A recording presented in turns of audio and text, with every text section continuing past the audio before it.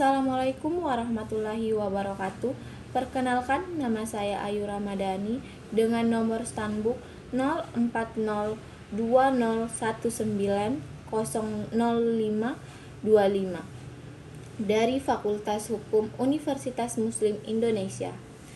Di sini saya akan menjawab beberapa pertanyaan yang telah diberikan oleh Bapak Dr.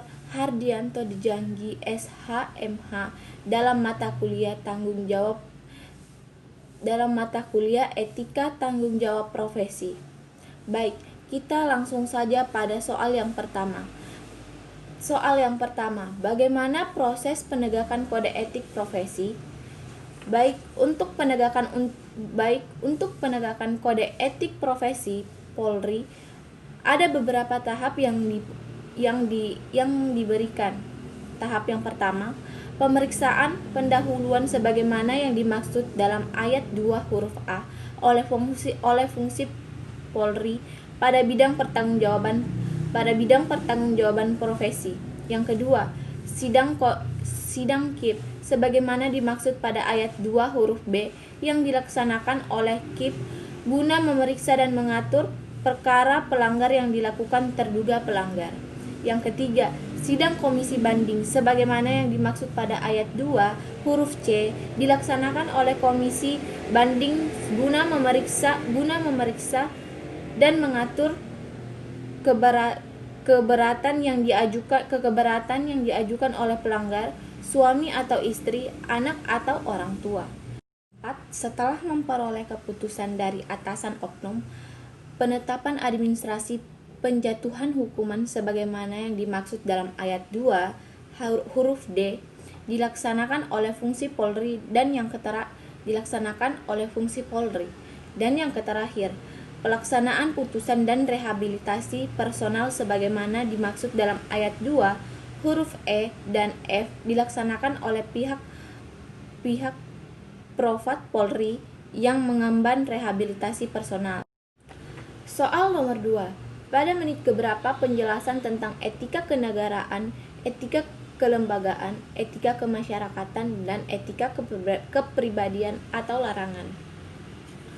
Pada menit keberapa penjelasan tentang etika kenegaraan, yaitu pada menit 12.30, dan etika kelembagaan terdapat pada menit 14.46,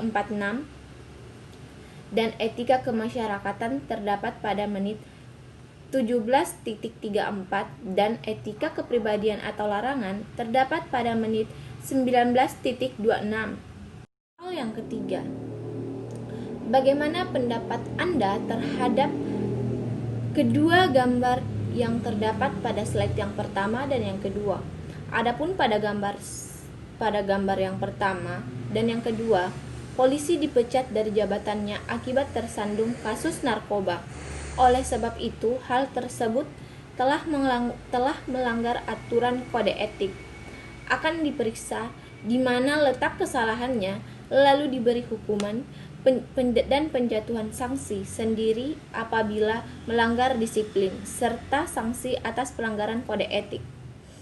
Tidak menghapus tuntutan pidana pada pelanggar Polri yang bersangkutan. Oleh karena itu, polisi yang menggunakan narkoba tetap diproses secara hukum pidana. Nomor 4. Apa yang menjadi dasar pengecualian terhadap putusan KIP? 1. Benar-benar dilakukan untuk kepentingan kepolisian. 2. Selaras dan kewajiban hukum yang mengharuskan tindakan tersebut dilakukan.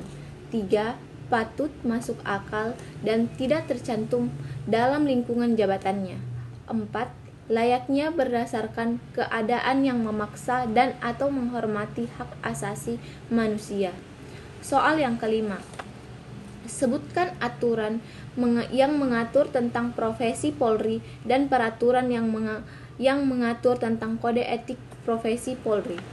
Profesi Polri dalam Undang-Undang Nomor 2 Tahun 2002 tentang Polri tentang Kepolisian Negara Republik Indonesia yang mengamanatkan pengaturan kode etik profesi Kepolisian Republik Indonesia dan peraturan